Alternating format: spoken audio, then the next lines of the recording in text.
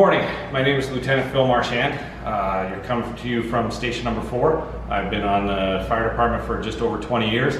I'm a hazmat technician, advanced EMT, lieutenant on Engine 4 third shift, and today is going to be a day in the life of lieutenant at SCFR. So let me show you around my firehouse.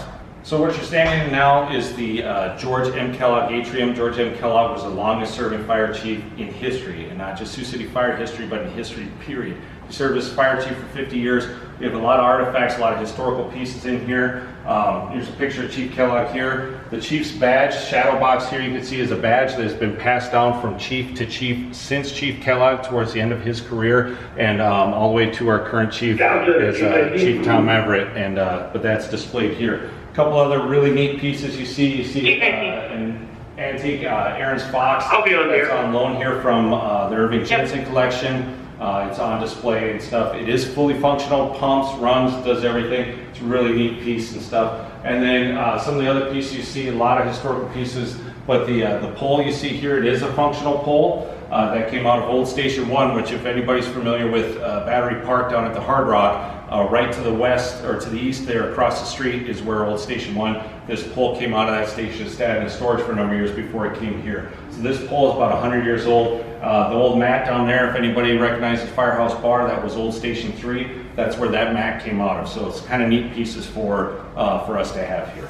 Our Station 4 is our newest firehouse and built and opened in 2012. The old station sat here for 50 years. So some of the things we were able to add was a lot more space. One of the things, a nice training room now we have. We have the EMS division, probationaries are here. Our hazmat training with our hazmat company we could do here. So that's pretty nice. We have captain's office here for some doing reports.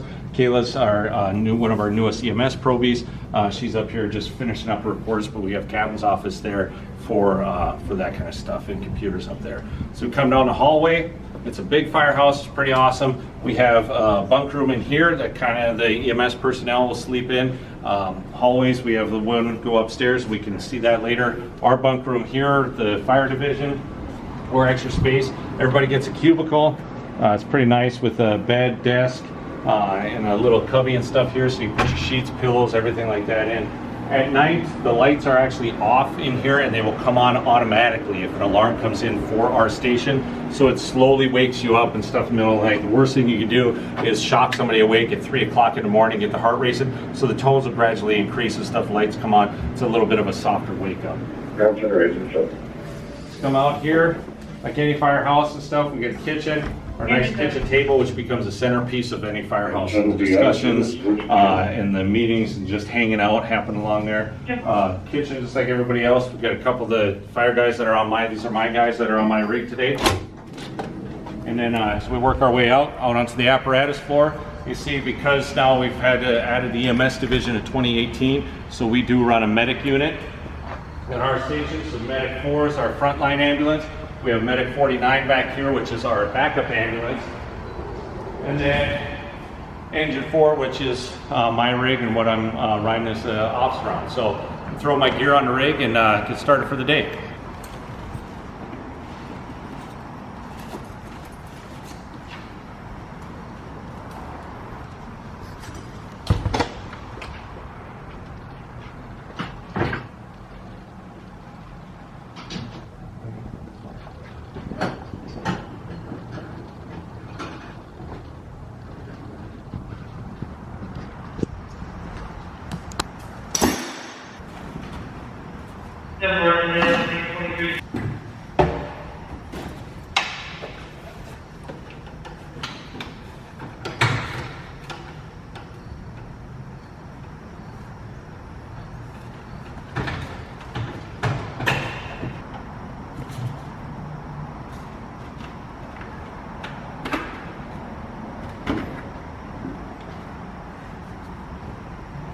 So in the morning here, we just we come in, officers, acting officers, stuff. We come in, we do a morning meeting via Microsoft Teams, so we can get in and get the information. The assistant chief come on for the operational assistant chief for the shift, kind of give us the pertinent information we need for the day. Other crews and stuff, everybody can kind of share it. It's a good communication tool because everybody can find out kind of what everybody's plan is for the day.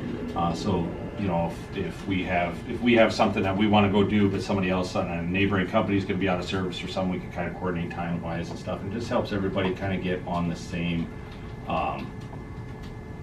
page and stuff. So let's just hang out and wait. Podcast deal, how'd that go? Really good. Yep. I'm pretty happy with it. It was fun. I think it's something we should do a little more often. Any idea how many people watched it or were tuned in or anything?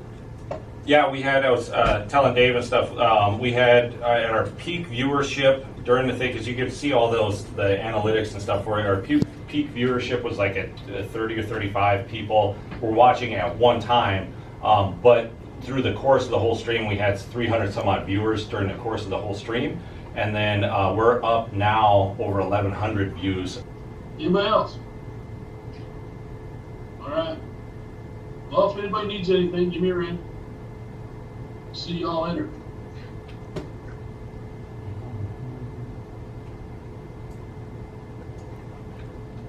Okay, that's done with that. So now we'll get downstairs, in the bathrooms real quick, sweep the steps, clean things up. Says, yeah, you know, officers, everybody shares up and does housework. It's our house, right? We're here every third day, so you know, every position has a different duty for cleaning things up. Third guy in the engine's going to do the kitchen. Extra EMS people help with the bathrooms downstairs. So we got a lot of firehouse, so we got a lot of people that need a lot of hands, but many hands make light work. So I'm going to fill up my coffee and go upstairs, clean the bathroom real quick, and then we're going to have a morning meeting with everybody at the kitchen table. Yeah. That's fine. I probably won't do it.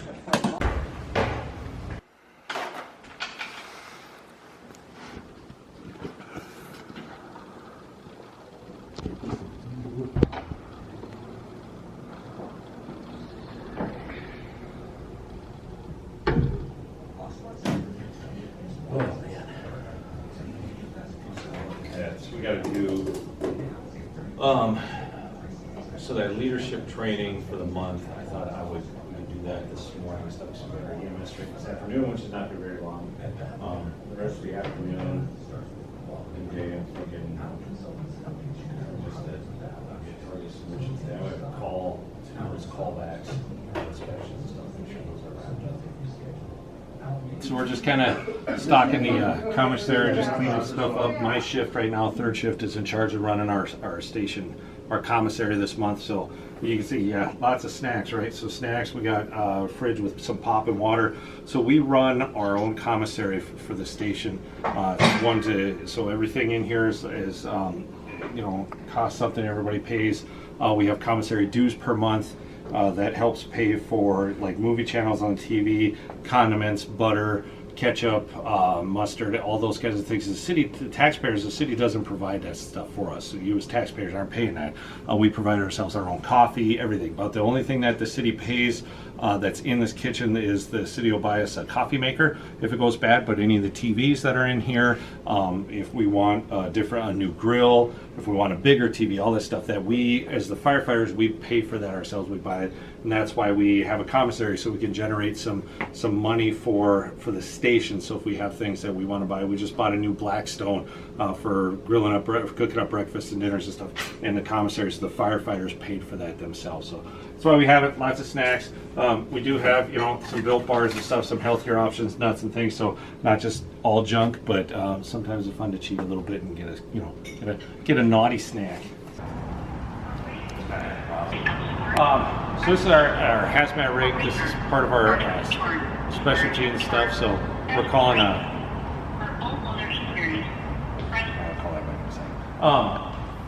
so yeah, our hazmat rig, we're a regional hazmat team and stuff. So we serve 12 counties in Iowa, another county in Nebraska, so serving 13 counties. We have the largest geographical area of any hazmat team in the state. The state of Iowa is made up of 15 different hazmat teams as part of the task force. So this is our hazmat rig, this is our regional rig that'll go out. We just got some new software we're upgrading to a Honeywell safety suite for our air monitoring system. It's so we can set up a remote air monitoring network with all of our monitors. We can set them out in place up to over a mile away and then monitor all from a computer. So we're still learning the new software and working some bugs out and things like that. Come up and take a look.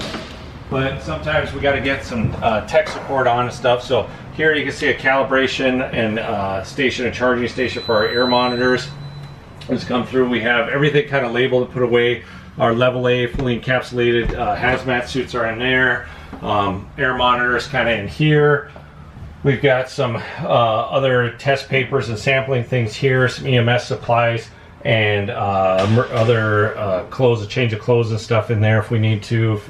Going down level A, it gets pretty sweaty, so we got sweatshirts and pants and stuff. Up here is our command center, where we actually do a lot of the work. So you see a couple monitors running here. The new software is on this laptop. We also have an iPad in here for using our weather station. It just gives us another screen. So this is kind of nice where the research guys can sit back here and do a bunch of stuff. So yeah, so we're just going to kind of work on trying to get some of these bugs worked out of this and stuff. And that's what we're doing right now here. Nick is helping out, and firefighter Buckley there is working on that stuff. So we're just going to troubleshoot some things and see what we can keep done.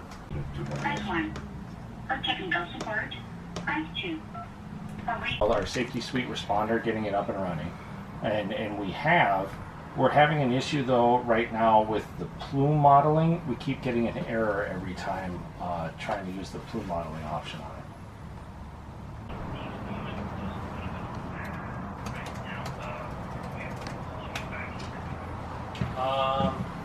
No, I don't know. The auto ray, right? Because I need that computer. It's in here. Oh, yeah, it's we can probably solve it out too. So, but it's just a matter of making sure the firmware on this thing is to go. Was on here because it was already. It was easier to move than the other one. Okay. I just remembered how to do it. SID. Changed out a bottle of Cal gas.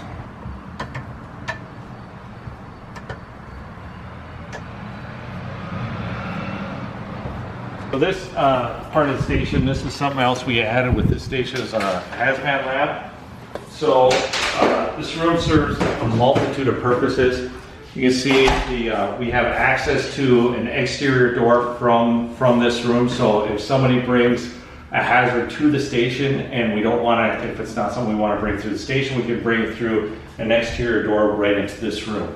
You can see this room has a hood system with a hazmat exhaust fan built in. So that's going to exhaust right out the building, so it'll draw in fresh air across this room and head up. We also have a separate pit underneath this room, so if we do have hazards that get washed down the drain, get in the sink or whatever, it's not going to go into the regular city storm sewer and stuff. It's a different pit. So we do have right now a bunch of training suits that need to get organized and cleaned up. Some of our one suits, our hazmat suits, are getting too old, so we'll take them out of service from actual response and can put it into training. But I wash stations, some other equipment and stuff, so it's kind of cool having this lab for extra hazmat stuff. We do have some sampling things that we get for training and stuff, so that we can work on with their actual some actual chemicals and things like that. We got nothing hazardous that's sitting here, but it allows us to use our monitors and test real things instead of pretend stuff all the time. So yeah, so we're gonna just pull the core on this because it can't get, all of our old tanks get recycled.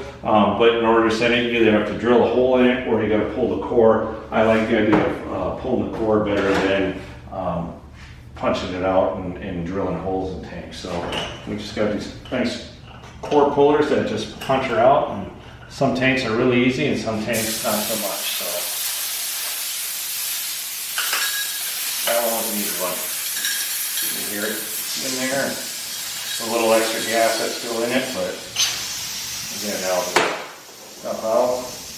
And this is just a mixed gas here in low concentrations, but for our monitors. So it smells a little bit because of hydrogen. You smell hydrosulfide or rotten egg smell in it. But there's not enough gas in here to leak out that it's going to be any danger to us or anything. So just it's punching out and then it'll just get recycled and that'll be that. So because it's a hazmat station stuff, we do have extra equipment here. If we come back, stand back here a little bit and look up, and what was nice about the station, you can see kind of some racks up there, but our hazmat mezzanine, so that's the upper area there, upper storage area, so that's all our backup hazmat supplies and resupplies for stocking the rest of the department if we use things. The other advantage of having this station as big as it is our regional trailer. So the hazmat rig in our program used to be out at Station 7 out in Leeds. The other hazmat station, Station 8, out in Riverside. When we were at Station 7, this was down at our training center. This was a different building, and we had some of our supplies in a different location. The hazmat rig was at 7's, but logistically it was kind of tough because not everything was in one location. Building this station the way it is allowed us to put it all right here, so we all have it for training, for maintenance. It's a lot easier to hook everything up and go and stuff, it being at one location. It is a big apparatus floor. NASA called and asked if they could lease some space to build some rockets. We told them, unfortunately, we couldn't do that. But the old station was big enough. The old station would have fit in this apparatus floor. That's the difference in size you're looking at from the blueprint. But of course, you know, with the fire engine, now with the medic units in here, the hazmat rig, a couple admin vehicles and stuff, space gets ate up pretty quick. We're the only other station besides Station 3 with drive-through bay doors, which is awesome because with the engine, it's always safer to drive forward than it is to back up. So we could drive the engine in. So it's kind of nice. It's a cool station. We're very fortunate. We're kind of spoiled with the space that we have. But, yeah. So, but now it's you know, we're after 12 here and stuff. Our lunchtime runs kind of 11:30 to. He's just about falling out of there. 11:31, we got training at 1:15, I believe. We got to be down in our training center. We're going to go to that. So we'll roll out of here probably about 10 to 1. But even through the lunch hour, sometimes you grab a bite of tea. Some guys watch TV and stuff. Otherwise, you know, as an officer, there's always something to do. So it's getting caught up on some other stuff. So it's kind of what we're working on now.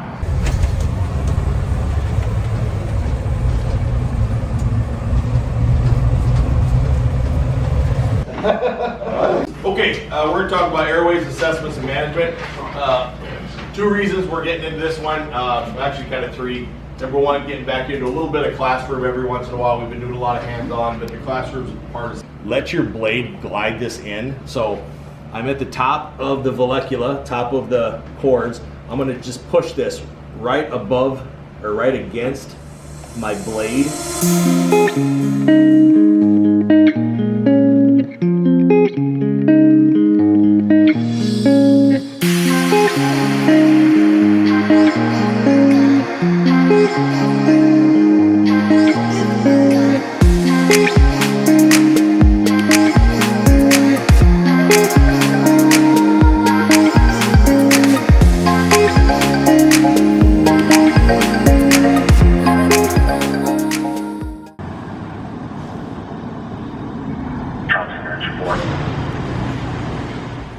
All right, part of our days is also getting a workout in. We're fortunate to be on a department that really believes in our physical health and well-being, and even our mental health and well-being. So with that, we're supposed to work out an hour per shift. So whether it's walking on a treadmill, doing some cardio, playing some sports, doing some weight training, whatever, but it's really important. Our job is demanding, and we need to be in shape to be able to do it. So today is arm day. We got a pretty gnarly workout written up here. It's a Spartan workout, 1,000 reps with our arms, lots of curls, lots of triceps, abs all up. So let's get after it.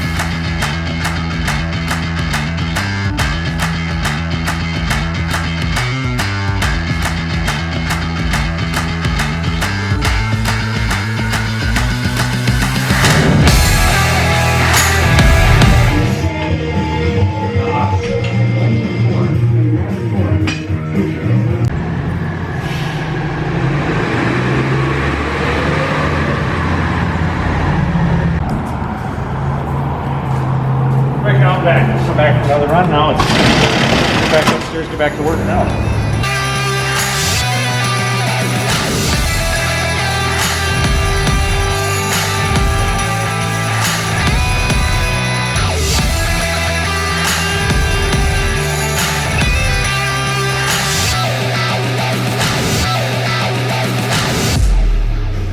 Workout done. I don't know if you heard us counting, but we did 1,000.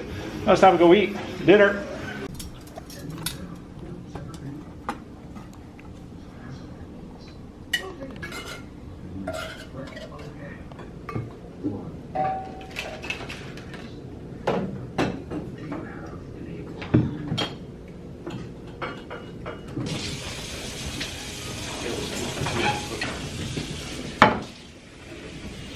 Alright, so it's about 9:30.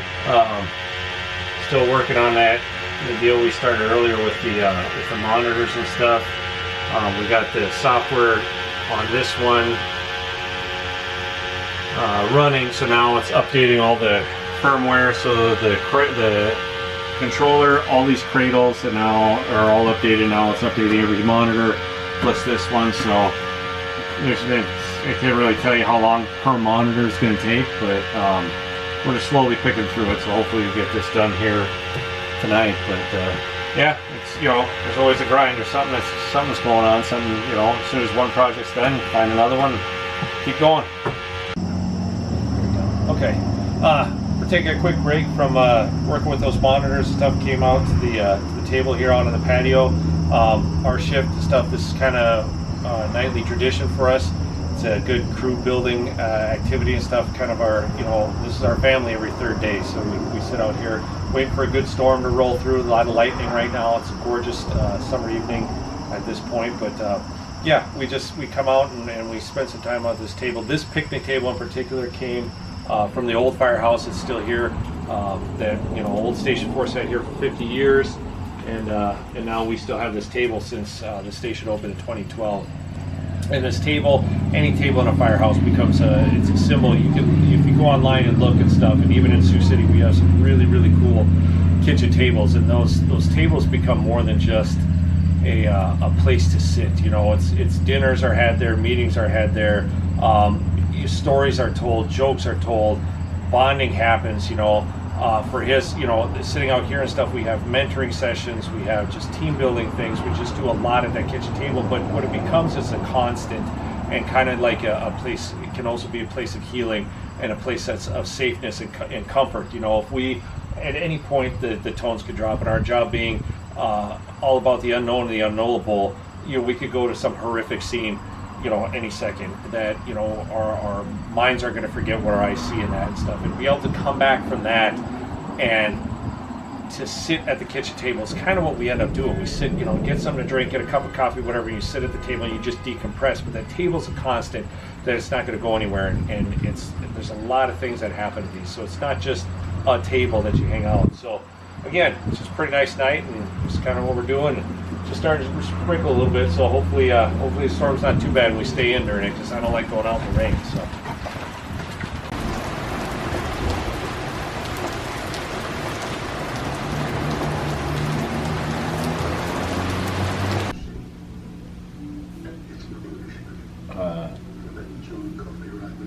So just wrapping things up for the end of the night, put stuff away on the hazmat rig. Was still messing with those monitors and stuff. Now just tying up the daily logbook, so that's information that happened during the day and everything, so we'll pass on to the next shift. We'll put the dishes away in the dishwasher, kind of square the station away and stuff, and then hit the rack and stuff, and hopefully it's well, I'm not going to say it, but you know, hopefully that's a good night. But and then tomorrow morning, or in the morning, we'll get up here, and next shift will come in.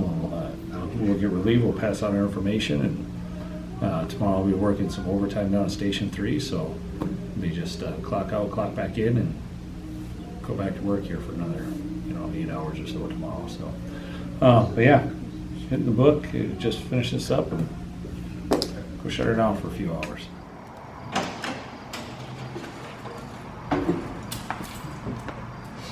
All right, a little bit before 5 a.m. We just got back from a run at the nursing home. In Sioux City, we run 7 stations with 7 engine companies and then 2 ladder companies. 70% of our work is EMS, so every time an EMS call comes in, we engine company responds. So it'll be time to go do the report real quick, and then go lay back down for a couple hours before the 7 a.m. wake up. All right, just finishing up a report. It's our second call this morning. It's about 6:30. So just finish this up, and then it's either decide to, you know, maybe lay down for another half hour, or just start the day and start drinking coffee. So we'll finish this up, and I don't know, decide what I want to do. This morning,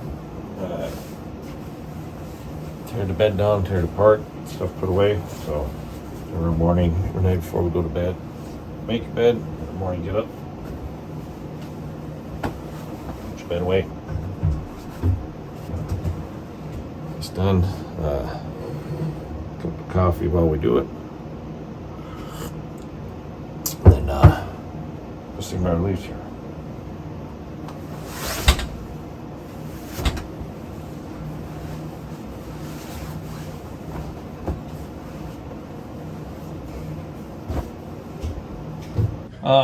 Yeah, so in the morning we usually do a shift exchange information. So my relief comes in, I kind of tell them what we went over for what we did yesterday and stuff. So what we kind of do now, and then get my stuff together and head down to 3's to go work overtime.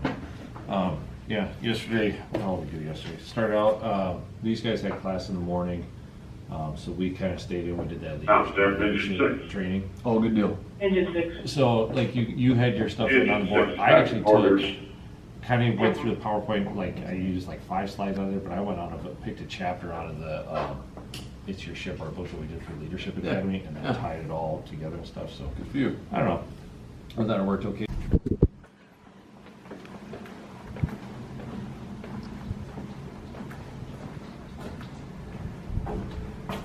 Okay, I gotta clock out and then I gotta clock back in and stuff, so I'm heading out to work some